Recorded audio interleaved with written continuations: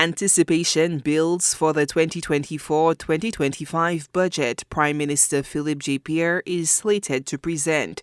At the pre-cabinet press briefing on Monday morning, Deputy Prime Minister Dr. Ernest Hilaire fanned the flames of expectation, pointing to major announcements about the CIP program in the policy address. But we also wanted as a government to make sure that the CIP can start delivering directly to the people of St. Lucia, not simply by raising revenue that goes to the Treasury, but to start making some direct contributions.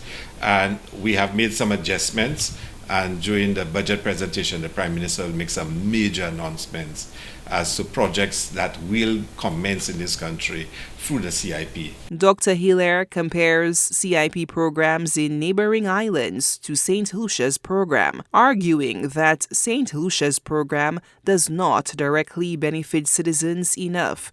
The government wants to change that. You see in the other islands housing projects and roads and bridges and factories and schools and hospitals have been built through the CIP. We never had that in St. Lucia for 5 years under the last government. And I think we're going to reach a point now in St. Lucia where we can make a couple of big announcements on projects that will be funded directly.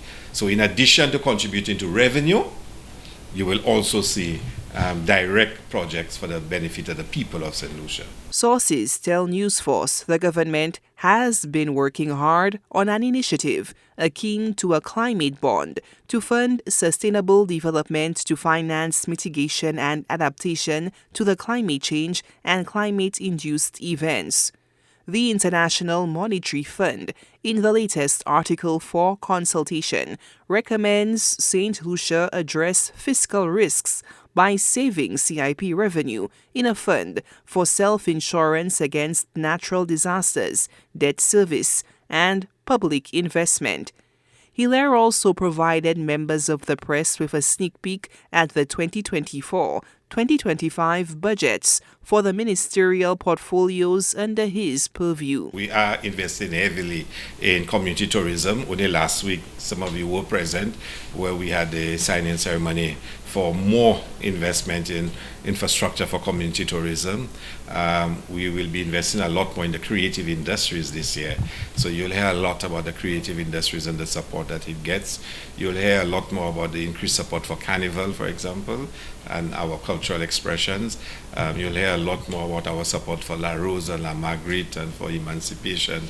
So, I hope I get more than an hour to speak about all the things I want to discuss, because the government is investing heavily in those sectors. The Deputy Prime Minister says St. Lucia is on track for an excellent year for tourism, with promising figures already recorded in the first 2 months of 2024. So our numbers are increasing.